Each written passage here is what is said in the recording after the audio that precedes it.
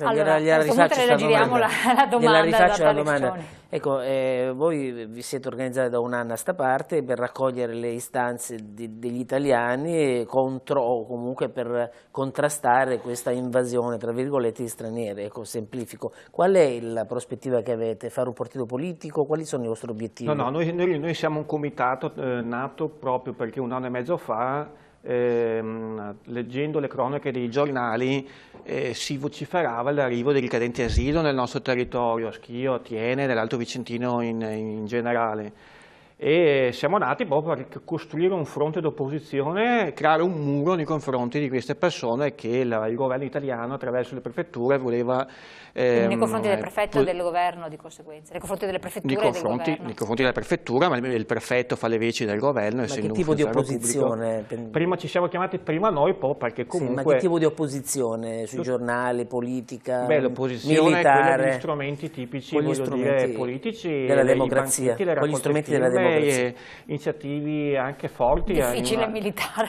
Con gli strumenti della democrazia. A Velodastico, sempre un comune della Vallata, lì, sempre un anno fa, abbiamo tentato di impedire ai richiedenti asilo di entrare nella proprio struttura insieme a tutti gli abitanti della contrada, perché gli abitanti ancora sono scesi in strada, nella piazzetta, e quando sono arrivati questi... E il confine non è tra come dire, il confine con l'illegalità, non pensate di superare? Anche ad Abano c'è il comitato, adesso non so come si chiama, ce ne sono tantissimi comitati. Ma la legge la rispetti nei comportamenti, se un comportamento non è adeguato... Se i cittadini però non si uniscono per fare qualcosa... È lecita la domanda, quando la politica e lo Stato dimostra di non essere efficienti, dimostra di non essere in grado di rappresentare quelle che sono le esigenze, le richieste dei cittadini, dei propri concittadini, quelli che ti pagano lo stipendio, tra le altre cose, no?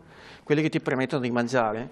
È giusto che i cittadini si organizzano, io non dico che bisogna fare la rivoluzione ai rivoltosi, però bisogna alzare la voce. Uno degli scopi del comitato che noi ci siamo opposti è quello di fare massa critica, perché se parliamo con i veneti, la maggior parte dei veneti sono ostili a questo tipo di migrazione, a questo fenomeno così come viene gestito. Perché purtroppo abbiamo a che fare con una popolazione che chiacchiera tanto o si sfoga su Facebook. Critica, quindi politica, uno sbocco politico. Massa critica fa politica, fa consenso. Concretamente, Luigi, sono sul territorio. Se tu in azienda hai il comitato, basta che so io, ne hai di 6, una cosa che sia la singola. Subito. Ecco, vedi che abbiamo persone che sono iscritte alla Lega, che sono iscritte a Fratelli Devono essere uniti i d'Italia, cittadini per fare qualcosa. Quindi sono comitati orientati politicamente. No, è chiaro. Hanno detto di no. Ti posso garantire che abbiamo persone che sono anche di sinistra. Ti garantisco che ci sono persone... nel 2011? Non c'era il problema. Come non c'era il problema? Erano 180.000 persone in decreti flussi. Ma nel 2011 lavorano tutti nella zona del Vicentino, è pieno di gente che lavora nelle... all'epoca era un decreto flussi in piena crisi. Nel 2011 sono comitati nati perché c'è il centro-sinistra. No, assolutamente no. Se dicono che sono a parte nel 2011 non ne avevamo nell'Alto Vicentino. Non ne avevate? No, forse non ve ne siete accorti, guarda che te ne sono arrivati. Te ne sono arrivati quanti? Forse lavoravano però.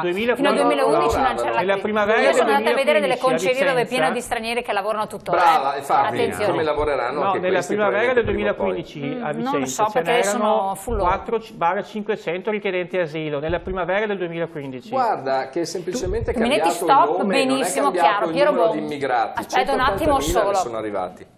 Devo parlare anche Piero Bo e Fer. Semplicemente penso che i cittadini basta che si guardino fuori di casa per capire se la situazione è come o diversa rispetto a qualche anno fa. Purtroppo c'è un'emergenza che qualche anno fa non c'era, è inutile nascondersi dietro un dito.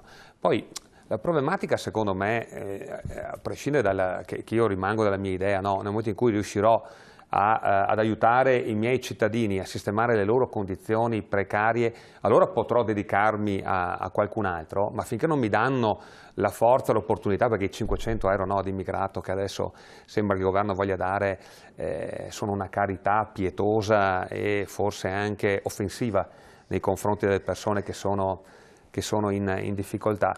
Noi abbiamo due ordini di problemi secondo me. Uno, quando questi qua non avranno lo status di rifugiati, cosa succederà? Visto che le statistiche sono 15, 20, 30, chi dice più, chi dice meno, ma non stiamo qua a sindacare, la stragrande maggioranza non avrà lo status di rifugiati. Cosa facciamo? Funziona come il clandestino che abbiamo preso per l'ennesima volta a Cittadella, che ha 3 decreti di espulsione e continua a girare per Cittadella, viene beccato con dosi di droghe in tasca, sputa in giro, va a fare i suoi bisogni sulle porte delle case. Funzionerà che ce li teniamo così? È questo il futuro che io devo proporre ai miei cittadini. Siccome lavoro non ce ne saranno per questi, ok? Cosa faranno? Possono solo andare a rinforzare i ranghi della bassa manovalanza. Quello che hanno fatto sempre fino ad ora. E noi continuiamo a buttarne dentro. E avete fatto entrare 180.000 nel 2008. Io sto cercando di trovare una soluzione. Cerchiamo di trovare soluzioni condivise, non politiche, cosa condivise. Può succedere, no? Se abbiamo sbagliato in passato, bene, impariamo dagli errori del passato, cerchiamo di risolverli. Prima no. Questo non è il sistema. Qui ci troveremo con una società che andrà a cambiare in maniera enorme. Quando noi mettiamo a vivere delle persone un condominio, questo condominio è innegabile. È un folle dice il contrario, che la struttura, chi vive nel condominio non cambia. Gli appartamenti subiranno un deprezzamento, se qualcuno vuole andarsene via dovrà svenderlo, se ha un mutuo con molta probabilità, vedi Padova in qualche zona, via Anelli, no? Avrà un mutuo che sarà 3 volte il valore dell'appartamento se lo va a vendere. Questo è uno dei piccoli problemi che ci sono. Il kebab, queste cose qua, non è un problema di cibo, di cultura del cibo, perché il cibo comunque non è sicuramente segno di malessere, è più che altro chi ci gira attorno. Se voi andate nei call center, nei punti di ritrovo dove c'è il trasferimento di denaro all'estero, dove ci sono questi kebab, eccetera, andate a vedere che gente ci gira. Andate a vedere se i cittadini non sono preoccupati. È cambiato il nostro stile di vita, signori. Per fortuna io vivo ancora in una cittadina dove si sta abbastanza bene, ma io sfido chiunque a girare certe zone di Padova in orari neanche tanto tardi, in orari di tarda sera. Il nostro stile di vita è cambiato. Una volta, poi c'è una frase all'inizio che è stata detta che non mi è piaciuta, i veneti prima neanche si guardavano. Sbagliato. Il Veneto è una delle regioni che ha più volontariato d'Italia, i veneti si sono sempre guardati, ma questa è una storia millenaria, perché la Repubblica di Venezia ha sempre accolto tutti, quelli che venivano qua a lavorare, che venivano qua a collaborare, che venivano qua con intenzioni pacifiche. Logico che questi a lavorare non troveranno mai un lavoro. A un certo punto gli verrà dato un bellissimo foglio di via, che poi sono furbi, perché il clandestino che abbiamo noi, allora non si capisce bene se è nigeriano o se è del Burkina Faso, perché cos'è che fanno? Naturalmente ti danno la nazionalità dove lo Stato non collabora per il rimpatrio e quindi dall'altra parte non abbiamo nessuna collaborazione. Le leggi italiane non ci aiutano su nulla, ed è questo che deve fare il governo deve aiutare noi sindaci, non della Lega, non del PD, non di Forza Italia, i sindaci, perché noi non abbiamo colore. I voti che i sindaci si prendono nel territorio non sono voti di partito politico, sono voti perché si fanno o non si fanno le cose per i propri cittadini, per il proprio territorio, e noi ci mettiamo la faccia ogni giorno. Okay? I nostri figli vivono là, non è che vivono a 50 km, vivono nel territorio. Ferro, perché siamo in chiusura. A suo tempo. Siamo in chiusura, grazie. Il problema è che c'è un conflitto di interessi brutale e poi basato spesso sull'ignoranza, cioè continuiamo a sentire le stesse frasi fatte e non si affronta mai il problema. Il sindaco di Conad ha detto chiaramente: il problema non è costruire un'opposizione di gente che protesta perché ci sono queste situazioni. Quando viene detto che nelle città in questo momento possono arrivare un'orda di clandestini, è la verità.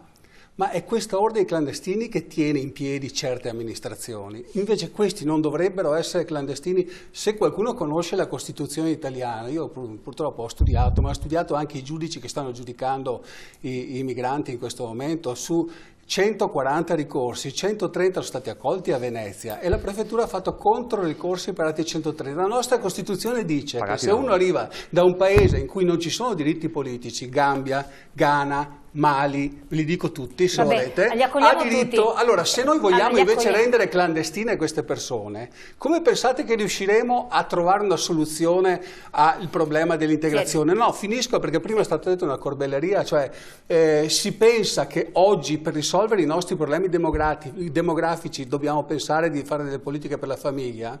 Tra 10 anni i figli suoi e i miei non avranno la sanità gratuita, perché non c'è la popolazione italiana lavorativa lavoratrice cresce di 2 anni di anzianità ogni anno che passa, bisogna che lo sappiamo, cioè se entro 10 anni non ci pensiamo adesso, arriviamo a una situazione in cui se non costruiamo un modello di sviluppo diverso non c'è più welfare e tutti i nostri ragazzi dovranno cercare di andarsene via all'estero per trovare lavoro. Pensiamoci a queste cose e non pensiamo che quando uno dice le città non devono, non vogliono questo, fanno i muri, cioè questa gente che si unisce per fare i muri e la guerra ai migranti. Ma allora lei dice accoglienza incondizionata. Cosa? Accoglienza incondizionata di tutti. Ma no, ma perché... l'accoglienza incondizionata vuol dire costruirsi nella testa prima un progetto che funzioni e non auspicare che invece vada tutto a scatafascio perché così ho più voti, che è quello che si è fatto qui quando hanno aperto la prima. Infatti, il progetto deve arrivare prima. Certo, ma siamo già in ritardo, siamo già in ritardo. Allora mettiamoci in un tavolo per farlo il progetto deve essere fatto prima. Coinvolgiamo le università, facciamo un progetto serio su questo. Prima che arrivino qua. Prima perché lo decidi tu adesso chi arrivano qua. Quelli ci sono e parliamo di quelli che ci sono. Se lui fa i muri li fa lei, è ovvio che da qualche parte devi sistemare. Li sistemiamo. E poi facciamo altri 100 Conas. No, siamo fuori tempo massimo. Spiegami perché non posso però aiutare i miei prima. Questi ci sono, vuoi mandarli in clandestinità? Fermila. Con che sostanza aiuti i miei? Sottolineare un'ultimissima cosa, velocissimo perché siamo fuori. Il problema secondo me c'è, è importante e bisognerebbe, come dici tu, collaborare per risolverlo. Io dico solo una cosa, adesso la Lega ha scoperto che esistono i poveri italiani. Quando era al governo metteva 150 milioni, adesso c'è 1 miliardo per le politiche sociali e questa è la sacra verità. Tremonti aveva ridotto il Fondo Nazionale Politiche Sociali a 150 milioni, oggi c'è 1 miliardo. A Padova il tuo sindaco Bitonci voglio parlare di questo, Tuminetti no. I servizi sociali del 50%. Tuminetti politica, Luigi Sposato. Togliamo l'audio. Stop. Non guardate che abbiamo finito. Esatto. Non voglio stop. Abbiamo finito. Luigi non possiamo. Sì, ho trovato un scusate. Luigi, fermila. Scusate, signor. Io vi devo salutare, i nostri telespettatori. Luigi, non riescono a darti la parola. Basta, fine, è finito. È finito. Io sto trovando solo una cosa, un'impressione rapida, stavolta userò più tempo la prossima. Un grande paradosso, un mio cliente ha preso una ragazza cinese che sta lavorando in azienda, è bravissima, al lavoro e tutto, ma non riesce ad avere il permesso di soggiorno. Allora, adesso approfondirò come mai. Il rischio è che gente che ha il lavoro, che potrebbe dare un contributo importante, non riesce, e invece molte persone possono entrare così e avere il permesso di soggiorno. Allora, senti, siccome stavolta abbiamo sforato fuori da ogni limite, io vi ringrazio di essere intervenuti. Luigi Sposato, la prossima ti do il tempo doppio. Grazie. Per fare delle osservazioni. È una promessa questa. Promesso. Grazie a tutti i nostri ospiti, grazie a voi di averci seguito, noi ci vediamo come sempre domani. Grazie.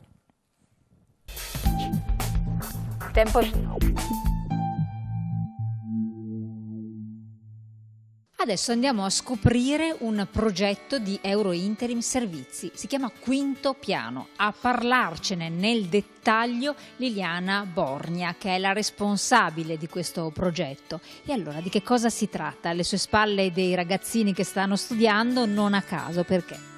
Allora, il progetto Quinto Piano nasce all'incirca 2 anni e mezzo fa, quasi 3 ormai, proprio dall'esigenza di occuparci anche dei ragazzi un pochino più piccoli. Noi siamo un ente di formazione accreditato presso la Regione Veneto e quindi sono tanti anni che lavoriamo nel mondo della formazione, ci siamo sempre occupati però della formazione dei più grandi e quindi abbiamo deciso di occuparci anche dei più piccoli. Il Quinto Piano è un doposcuola. Dire che un doposcuola è in un certo senso riduttivo. Noi ci occupiamo di ragazzi dalle scuole elementari fino alle scuole superiori, arrivando fino alla preparazione di test universitari. Il nostro obiettivo è quello di rendere i ragazzi sicuramente più sicuri di loro, quindi lavoriamo tantissimo sulla parte dell'autostima e renderli consapevoli di quelle che sono le loro capacità e gli obiettivi che possono raggiungere. Il doposcuola serve per aiutarli e supportarli in quelli che sono tutte le attività che la scuola dedica e insomma lascia un po' al pomeriggio e alle famiglie che sappiamo benissimo lavorano tutto il giorno. Quinto piano serve proprio a questo, a supportare le famiglie e i ragazzi durante l'attività pomeridiana, in modo da lasciarli liberi poi nel resto della loro giornata di poter svolgere le loro attività sportive, ricreative e godersi in santa pace la famiglia quando la sera si torna a casa, senza trovarsi alle 8 di sera a dover preparare la cena, completare le espressioni, piuttosto che preparare l'interrogazione su Carlo Magno, quindi insomma creare un clima sicuramente più sereno, non solo per i ragazzi ma anche per le famiglie che devono appunto affrontare con i loro figli il percorso delle scuole. Oltre alla parte della parte di supporto allo studio per quanto riguarda il dopo scuola, abbiamo anche poi la classica parte delle ripetizioni. Quindi abbiamo un problemino, insomma, magari che ne so, con la matematica, il latino, il greco, l'inglese, ecco che sicuramente qualche ora dedicata esclusivamente al ragazzo in modalità one-to-one può sicuramente essere utile a ritrovare un attimo magari quella fiducia e quella sicurezza nell'affrontare il compito in classe piuttosto che l'interrogazione e arrivare sicuramente a dei risultati che sono ottimali. Al momento appunto insomma i risultati sono positivi, i ragazzi e i genitori sono contenti, quindi ecco diciamo che ci stiamo muovendo nella direzione giusta. I ragazzi non sono, e anche i bambini non sono mai da soli, ma sempre supportati da personale qualificato ed esperto. Per quanto tempo nel pomeriggio, nei momenti della loro libertà dalla scuola e dalla famiglia? Allora, noi cerchiamo di creare sempre un servizio che sia fatto su misura sul ragazzo con il quale dobbiamo andare a lavorare. Quindi ovvio che in base a quelli che sono gli impegni di questi ragazzi, quindi le attività sportive piuttosto che ricreative, si va a creare proprio un vestito fatto su misura, quindi si va dai 2 ai 3 pomeriggi durante la settimana, almeno diciamo le 2 ore sono ecco, il minimo che ci permette di lavorare effettivamente portando a casa dei risultati che abbiano effettivamente un successo positivo. I ragazzi non sono mai soli, nelle ripetizioni si lavora proprio appunto nel one to one e quindi appunto vengono seguiti per tutta la durata dell'incontro. Per quanto riguarda il momento dell'aula studio è un momento nel quale noi monitoriamo comunque l'attività dei ragazzi. Il nostro obiettivo è quello di renderli autonomi, quindi a parte un iniziale accompagnamento nel quale appunto consultiamo con loro il diario, decidiamo un po' una scaletta di quello che deve essere la distribuzione del lavoro nelle 2 ore che abbiamo a disposizione, loro devono poi in autonomia organizzarsi e gestirsi il tempo, ovviamente sempre supportati da noi, in modo che appena sopraggiunge un problema o comunque insomma un piccolo intoppo magari durante l'esercizio di matematica piuttosto che insomma durante qualsiasi altro tipo di attività didattica, ecco che subito hanno un tutor che può tranquillamente rassicurarli e risolvere un problema proprio per evitare che questo problema diventi un macigno. È un sassolino che viene presto insomma eliminato. E dove possiamo trovare informazioni sul web? Abbiamo il sito www.quinto-piano.it. Perfetto, insomma per la tranquillità delle famiglie, per avere dei giovani più consapevoli e supportati anche nello studio e nelle ore pomeridiane quando altrimenti magari sarebbero da soli, la soluzione è Quinto Piano, un progetto di Eurointerim Servizi.